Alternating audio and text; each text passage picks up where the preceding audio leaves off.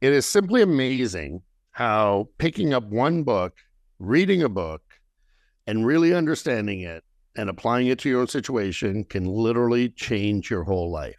Today, I want to talk about some of the books that have changed my life. Hi, I'm Chris Reynolds, and I'm on a mission to help independent financial advisors build a better business through a remarkable client experience. In this podcast, you're going to learn how to do that from my conversations with the visionaries, the leaders, the independent advisors who are reshaping the future of the financial advice industry. At the end of each episode, you're going to walk away with an actionable idea that you can take and use right now, and it will help you to build a better business today. This is Turning the Page. Throughout my trials and tribulations and travels, I get asked a lot about books that I've read and what books have influenced me and what books do I like. And there's plenty to choose from. But I thought I would do a great podcast about books that actually change the way that I think. You know, I read a lot. And you've also heard sort of the expression I use a lot, which is, I've seen more because I've stood on the shoulder of giants. I've used this in this podcast many times. I think it was in one of my introductions, actually. And the giants that I have stood on are usually the authors of great books. My philosophy is you can learn almost anything if you take the time to find out who's done most of the research on a particular topic and then just read everything that they have written.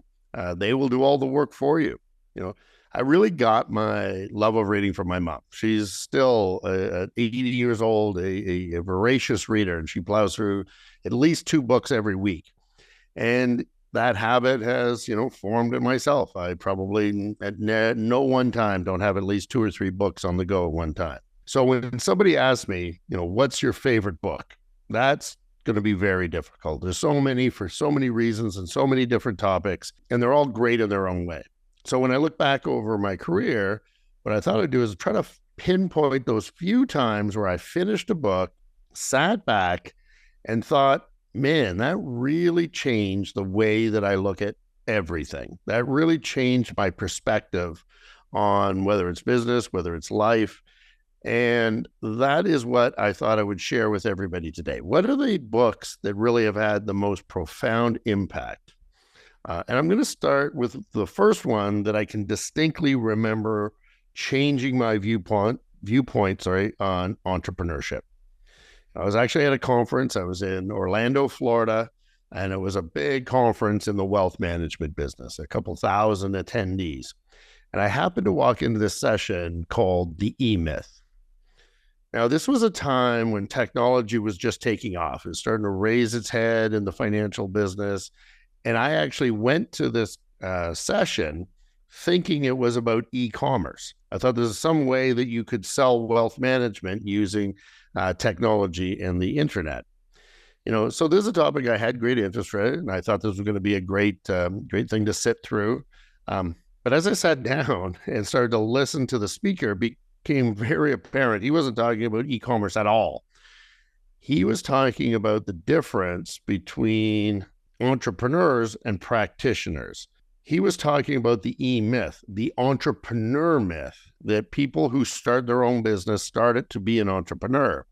When the average person doesn't start to be a business to be an entrepreneur, they start a business so they can get out of their job and think that they have more freedom. And for those who don't have or haven't had exposure to this book, it's actually called The E-Myth, and it's by the author called Michael Gerber. And Michael Gerber was speaking during this session that I was watching, and everything he said rang true. Like literally everything he was saying. And when I picked up the book and I went through it extensively, and I read everything back to front, it was almost like Michael Gerber was writing that book for me. It was true about my business. It was like he was talking to my soul, actually. And what I realized after reading this book is I really didn't have a business. I was just selling financial products at the time. And I was selling financial products to any customer really that would buy.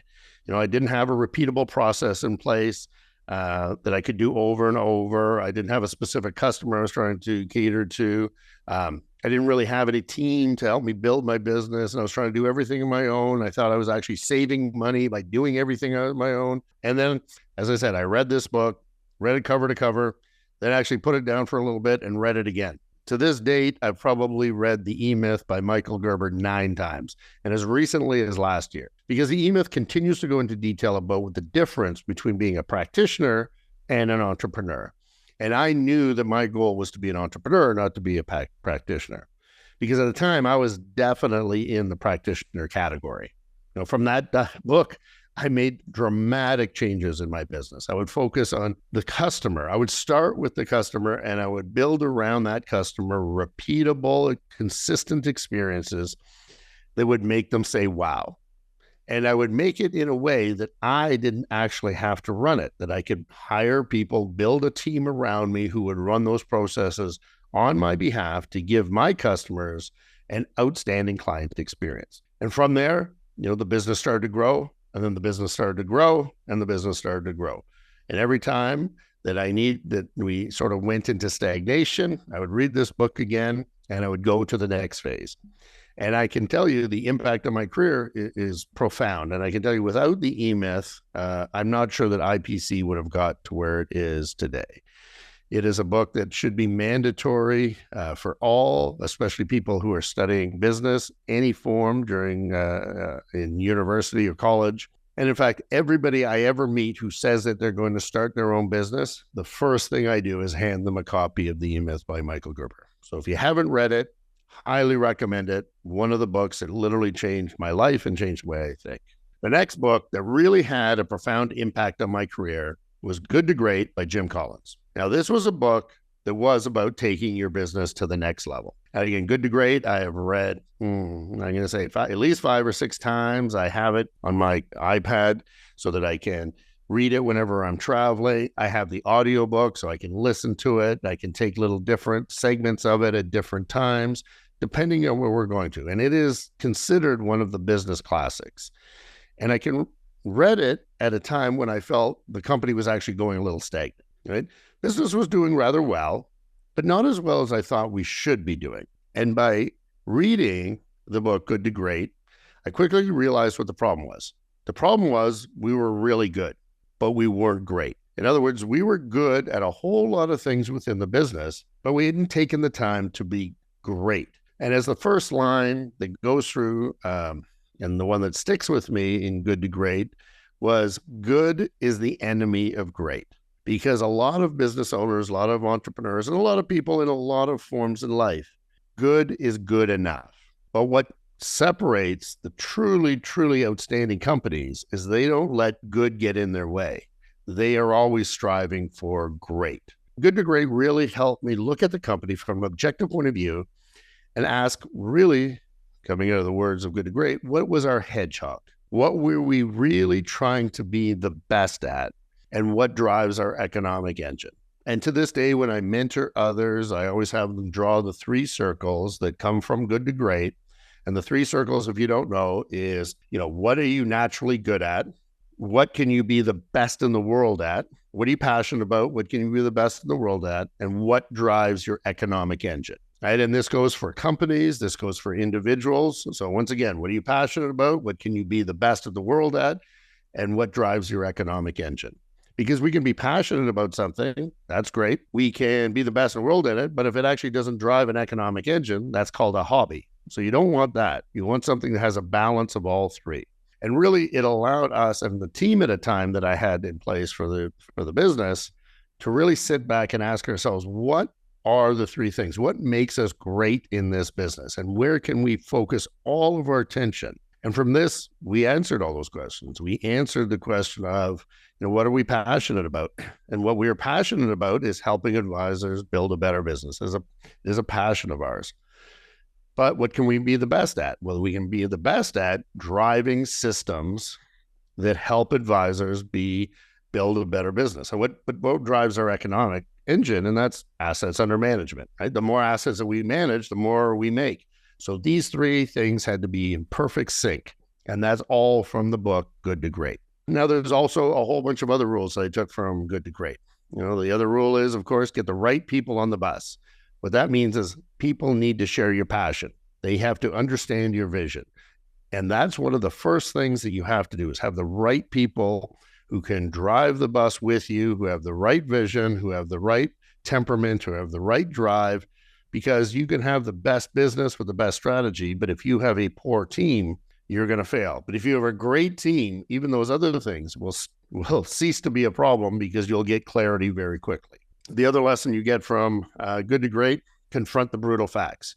Now, as we are somewhat delusional, the industry continues to change, and we were probably doing things that were a little stagnant. There are things from 5 years previous, they had worked. As I said, they made us good, but they didn't make us great. By confronting the brutal facts, we could then make decisions on what to cut, but where to focus. And the third, and this is the most important lesson that I took from Good to Great, was the concept of a flywheel, which means positive things and positive action leads to more positive action. In other words, have you ever had that time where you just got everything going, everything's moving in the right direction? Your job as a leader is to keep it moving in that direction, because if you let it fail, it goes the other way quite quickly. But if you keep the flywheel going, positive momentum equals more positive momentum. But the opposite to that is negative energy has negative compounding effects and is a negative flywheel. Those are the most important things that I learned from Good to Great. Once again, I would highly recommend this book, not only from a reading point of view, but it helps motivate you in the audiobooks, reading it on the way to work, reading it or listening to it on your way to work, listening to it on planes, trains, and automobiles. It makes a big difference, and it's highly motivated, and there's lots of great concepts throughout the book. The last book, and probably one of the best books I've ever read, is a book called Seeking Wisdom, Darwin to Munger, and it's by a guy named Peter Brevlin. Now, this is a very unknown book. Unlike the other two, which were national bestsellers and continue to be bestsellers to this day, Seeking Wisdom was actually given to me by actually another advisor. I had never heard of it before, but certainly I'm being a big fan of both Darwin and Charlie Munger of the Berkshire Hathaway fame. I thought this would be a good book for me to learn, to read, to think about. And what I loved about this book is just that. It was a book about thinking. It goes deep into the philosophy of why humans think and act the way they do, and why most people get the results that they get. Sounds very straightforward, but it's a very thick volume book with very dense amounts of information, dense amounts of facts, using plenty of stories that they use to illustrate the different points that they're trying to make. And it takes a long time to read this book, because as you're reading it, at least with me, I would pause every 2 to 3 pages and really have to think about what I just read, because the book is about thinking. It's about understanding human nature, but more importantly, what you can do about human nature. It talks about what makes a great investor from a poor investor, going right to our business, and that, all the references to Charlie Munger. It talks about survival of the fittest and why that principle applies in all aspects of both the animal kingdom and the human kingdom, in business, in sports, and anything that is competitive. Darwinism is a thing, and it continues to go into that. And I found it, incredibly fascinating. It's one of those books where if someone asked me, if you were on a desert island and you only had one book that you could take with you to read over and over and over, it would be Seeking Wisdom. It got me rethinking how to position things so people could better understand them. It certainly helped us with our marketing.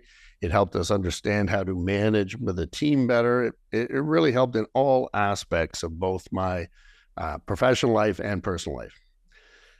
And it also really got me thinking about the entire investment business and why people made the decisions they were making and what we could do about them. And in some cases, they just can't help it because it's human nature. But how we position it and how we help them understand what they're doing and what is right and what is wrong makes all the difference in their life. And as I said, the examples that he uses throughout the whole book really bring it to life. And you see it, as I said, as you're reading through it, you're like, oh yeah, I see that. Oh yeah, I've actually heard of that. And then it applies to the principles he's talking about. As I said, if you haven't seen it, it's hard to find, but if you can find Seeking Wisdom, Darwin to Munger by Peter Brevlin, I would highly recommend it. So in summary, if you really think about it, books are the way that wisdom is passed on. For generations after generations, that is how the great thinkers have put all of their ideas down on paper so that other people could learn from what they learned from. They can learn from what they've studied, what they've observed, and they can use that information and that wisdom in their own life. Personally, I don't know that if I hadn't read these books, I certainly would not have been in the position I am today. There are thousands of people who have been there before me that have done these things, that have created successful businesses. You talk about even people like Warren Buffett has written volumes on the investing business, telling you exactly how to do it. And yet people don't actually follow that. So all my lesson is read a lot, learn a lot, and make sure that you take the time after every book to write down the lessons that you've learned from it and how you would apply them in your real life. Now, what I would ask of you is the same question. Please respond and tell me, you can go to the show notes, link on, and or even in the comment section, put down what is your favorite book and why is it your favorite book? And when I say favorite, I mean the book that has literally changed your life, that you can look back on and think, if I didn't read this book, I probably wouldn't be the person I am today. I'm fascinated to know. Also happy to have a virtual coffee with anyone who wants to discuss any of these books and why I feel that they're so important. With that, thank you so much and happy reading.